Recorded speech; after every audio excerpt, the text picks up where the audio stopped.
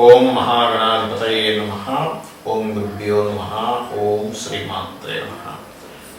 పరమేశ్వర స్వరూపమైనటువంటి జ్యోతిష, వాస్తు మరియు ఇతర అనేకమైనటువంటి శాస్త్రములను మనకు అందించినటువంటి మహర్షులకి నమస్కారం.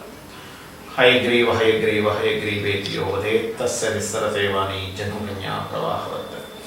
అరుణాం కరుణాతరంగితాక్షీం ధృతపాశాం కుశపుష్పబాణచాపాం అనిమాదిభిరావృతాం మయూకైః అహమిత్యేవ విభావయే భవానీ. శ్రీమాత్రే నమః.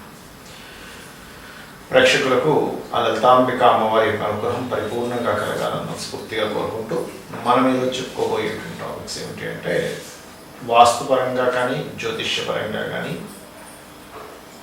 వారికి ఆయా ఇబ్బందులు ఉన్నప్పుడు ఎటువంటి పరిహార మార్గం చేసుకోవాలి అనే ఒక్కొక్క దాని మీద మేము చెప్పుకుంటూ ఉన్నాం. అయితే దీనికి ఎండింగ్లో కొన్ని కండిషన్స్ ఉంటాయి. మనం చేసే పరిహారంలో కానీ, వాస్తుపరంగా చేసుకునేది కానివ్వండి, గృహపరంగా మన జాతచక్ర చేసుకునేటువంటి పరిహారం కానివ్వండి, అదేమిటనేది ఆఖరిలో చెప్తాను. ఆఖరి వరకు వీడియో వినండి.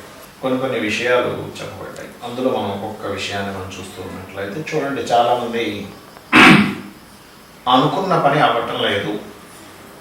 ఏదైతే అనుకుంటున్నామో అది కొంతకాలం అది అనుకున్నట్టుగా అనిపించడం, అవ్వకపోవడం, దాని చుట్టూనే జీవితాంతం తిరుగుతూ ఉండడం, లేదా కొన్ని నెలల తరబడి, రోజుల తరబడి, సంవత్సరాల తరబడి కూడా పని అవ్వకపోవడం జరుగుతూ ఉంటుంది. దానికి కారణం ఏమిటి, జ్యోతిశాస్త్రపరంగా కారణం ఏమిటి, వాస్తుపరంగా కారణం ఏమిటి అని చెప్పుకుంటూ దానికి పరిహారం చెప్తాను.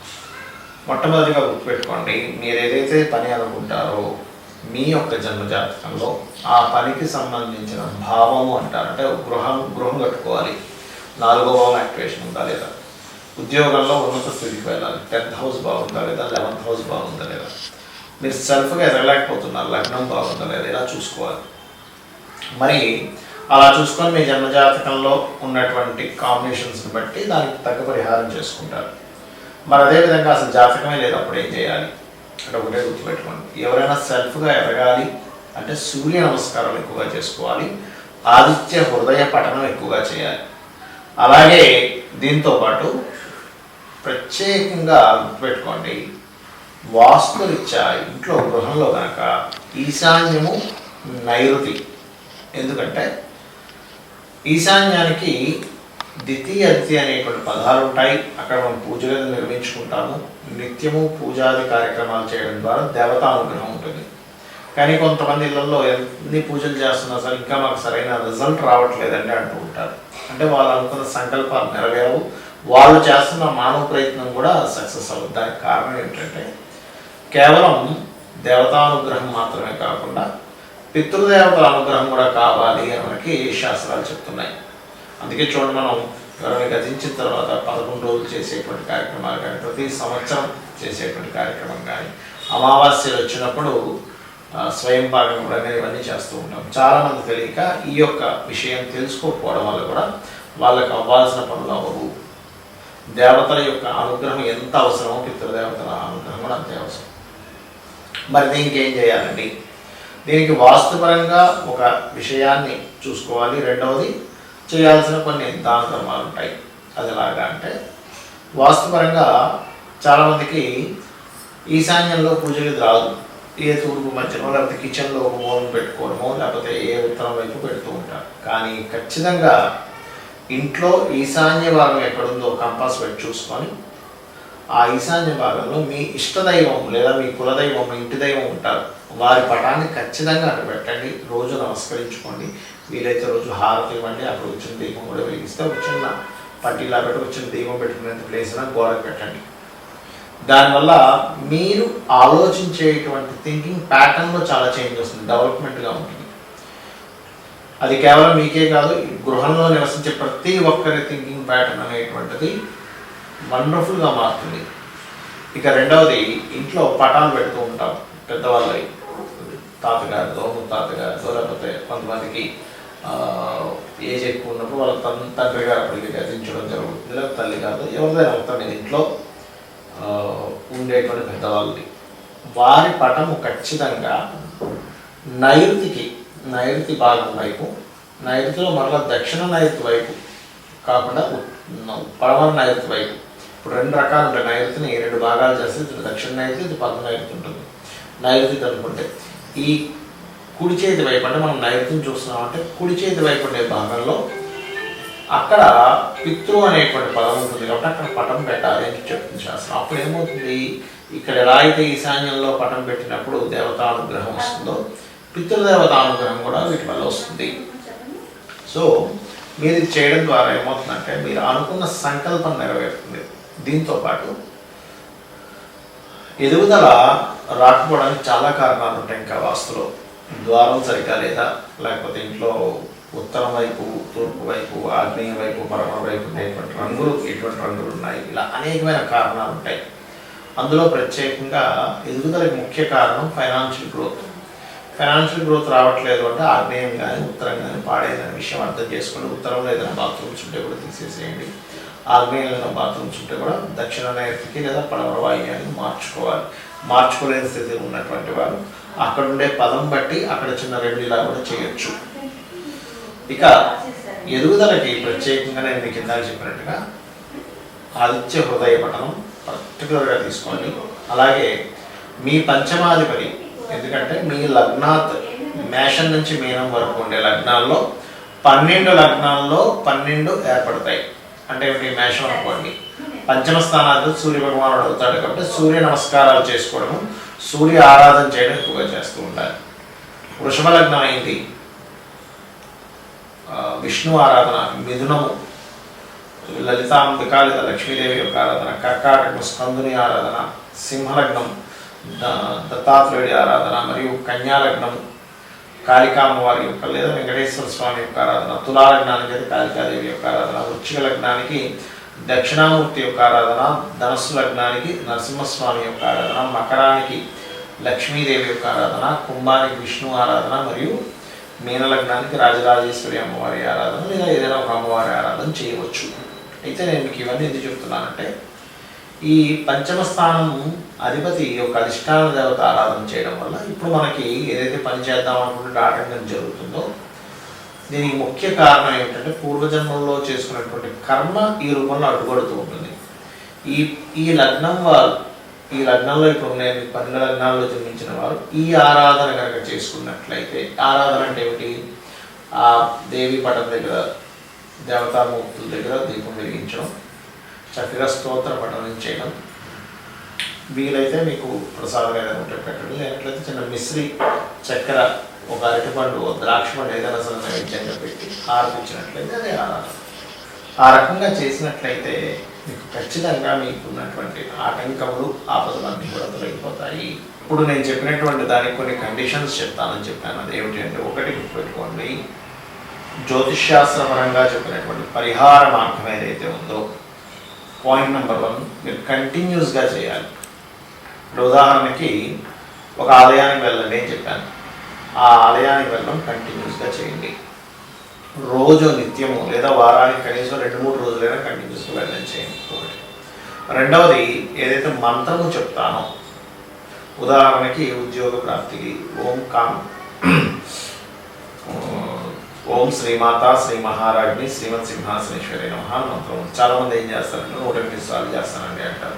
మీకు సంఖ్య మీదే ఉంటుంది దృష్టి, మంత్రం మీద ఉండదు. అలా చేస్తే ఒక 10 నిమిషాలు, 20 నిమిషాలు, అరగంట, 40 నిమిషాలు చేస్తే ఉత్తమం. రోజు చేయండి. అంటే ఒక ఉదాహరణ చెప్తున్నాను నేను. ఆ రకంగా ఏదైనా ఒక మంత్రం చెప్పాను అంటే ఎనీ వీడియోలో 40 మినిట్స్ చేయడం ప్రాక్టీస్ చేయండి, రోజు చేయండి. మీరు రోజు కనుక చేయకపోతే దాని ఎఫెక్ట్ అనేటువంటిది ఉండదు, సరిగ్గా గుర్తుపెట్టుకోండి. ఇక మూడవది ఏంటంటే, చాలామంది అడుగుతున్నటువంటి ప్రశ్న, వాస్తుపరంగా చెప్తున్నారు కానీ గృహము కనుక మాది అద్దె గృహం అయితే, అంటే సొంత ఇల్లు కాకుండా రెంట్కి తీసుకున్నాను, అప్పుడు కూడా ఇది పనిచేస్తుందా అని అడుగుతున్నారు.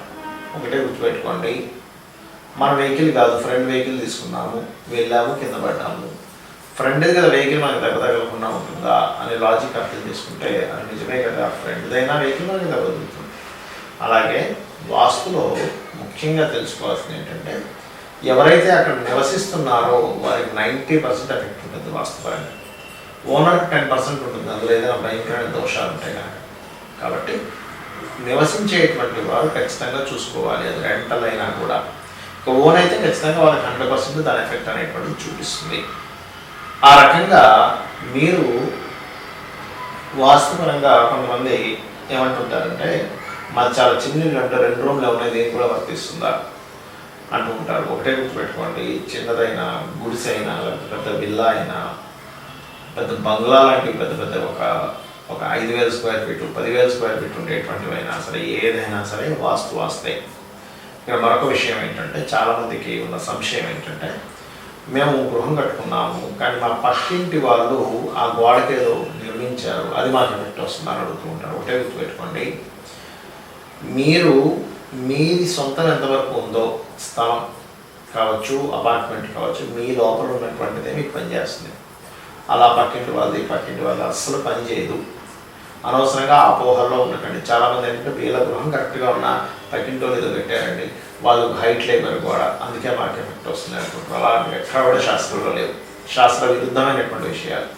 వాళ్ళు హైట్ కట్టుకుంటే వాళ్ళ ఎఫెక్ట్ మీకు ఎందుకు ఉంటుంది చెప్పండి. వాళ్ళు అప్పు చేశారు, పక్కింటి వాళ్ళు అప్పు చేస్తే అప్పు వాళ్ళు తీరుస్తారు, మీరు ఎందుకు తీరుస్తారు?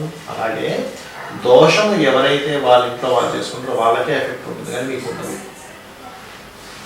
కాబట్టి ఎట్టి పరిస్థితుల్లో చాలామంది ఏం చేస్తుంటారంటే ఏమంటే వాళ్ళు ఈశాన్యంలో బావి తవ్వారండి, అది మాకు నైరుతి అవుతుంది కదా అంటారు. వాళ్ళకి ఈశాన్యం, మీకు నైరుతి ఎందుకు అవుతుంది? అది మీ ప్రెమిసెస్ వరకే మీకు నైరుతి, వాళ్ళ ప్రెమిసెస్లో ఉండే ఈశాన్యం మీ నైరుతిగా సంబంధం ఉండదు. ఇది గుర్తుపెట్టుకోండి. ఇది ఎందుకు ఈ క్లారిటీ ఇస్తున్నానంటే చాలామంది వాస్తులో లేనటువంటి విషయాలు ఇలాంటివి చెప్పి అనవసరంగా పిచ్చివన్నీ కూడా తయారు చేస్తున్నారు. ఇది గుర్తుపెట్టుకోండి. అలాగే మరొకటి ఏంటంటే ఎక్కువగా ఇబ్బందులు ఉన్నాయి, అసలు తీరట్లేదు, ఉద్యోగం కావచ్చు సమస్యలు ఏమైనా తీరట్లే. మీరు ఒక సంకల్పం చేసుకోండి, కనీసం 2 నెలలకి 3 నెలలకు ఒక్కసారి ఏదైనా క్షేత్రానికి వెళ్ళి వస్తూ ఉండండి. మనకి పూర్వం ఏదైనా ఒక సమస్య ఉన్నప్పుడు ముఖ్యంగా క్షేత్రాలకు వెళ్ళొచ్చాము బ్రహ్మణవరం. ఎందుకంటే క్షేత్ర మహిమ వంటిది. మన పూర్వజన్మ కర్మల ఆధారంగా మనం ఇక్కడ ఇబ్బంది పడుతూ ఉంటాము. క్షేత్రాలు ఏ క్షేత్రాలకు వెళ్తే అక్కడ ఏ దేవతా స్వరూపం అనుగ్రహిస్తుందో మనకు తెలియదు. అంటే మన పంచమస్థానాన్ని బట్టి దశని బట్టి కూడా ఉంటుంది. అలాగే జాతకం చూపించుకోవడం అనేటువంటిది మీకు సరిగ్గా ధనం లేకపోవడం వల్ల చూపించుకునేడానికి సరైన వ్యక్తులు లేకపోవడం వల్ల ఇబ్బంది పడుతున్నారు. మొట్టమొదటిగా మీ దశ ఏం నడుస్తుందో చూడండి. మీరు నెట్లో కొట్టిన మీ డేట్ ఆఫ్ బర్త్ కొట్టి మీ చక్రం వస్తుంది. మీకు ప్రజెంట్ ఏ దశ నడుస్తుందంటే అది రిజల్ట్ వస్తుంది. ప్లే స్టోర్లో బోర్డ్ అనే యాప్స్ ఉన్నాయి, free apps. Me date of birth కొడితే ఆ ఫ్రీ యాప్లో మీ మహాదశ ఏంటి వస్తుంది. మీకు ఏమీ తెలియకపోయినా ఆ మహాదశ సంబంధించినటువంటి దానం ఇవ్వండి. అంటే రవిదశ నడుస్తుంది గోధుమలు, చంద్రదశ బియ్యలు, కుజదశ కందులు, బుధ మహాదశ పెసలు, గురు మహాదశ శనగలు, అదేవిధంగా శుక్ర మహాదశ బొబ్బర్లు అంటే అలసందలు అంటూ ఉంటారు, శని మహాదశ తెల్ల నువ్వులు, రాహు మహాదశ మినుములు, కేతు మహాదశ ఉదయం.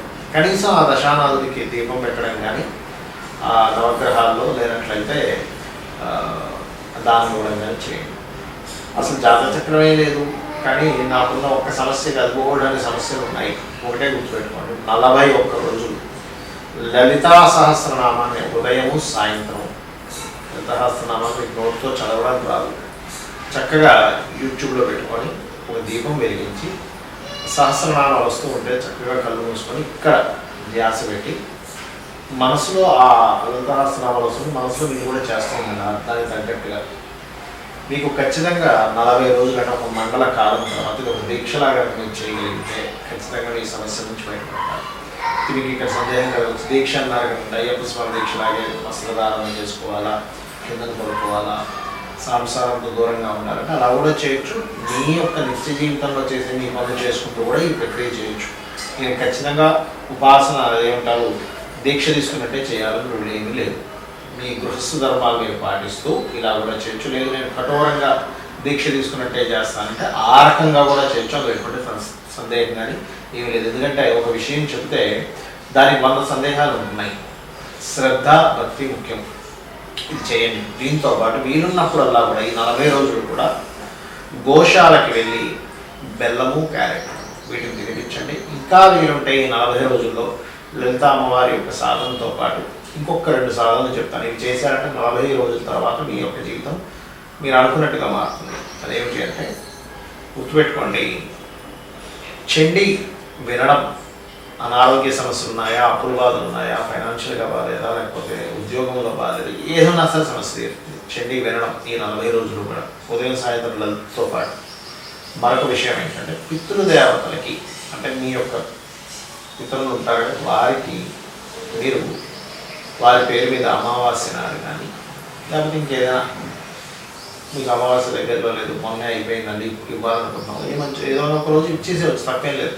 పితృదేవతల కోసం అని చెప్పి నీకు వచ్చు. మీరు మీ తాతగారు, తండ్రి గారు, మీ ముత్తాతగారి పేరు మీద ఎవరి పేరు మీద ఇవ్వగలుగుతున్నారో వాళ్ళ పేరు మీద ఇవ్వచ్చు.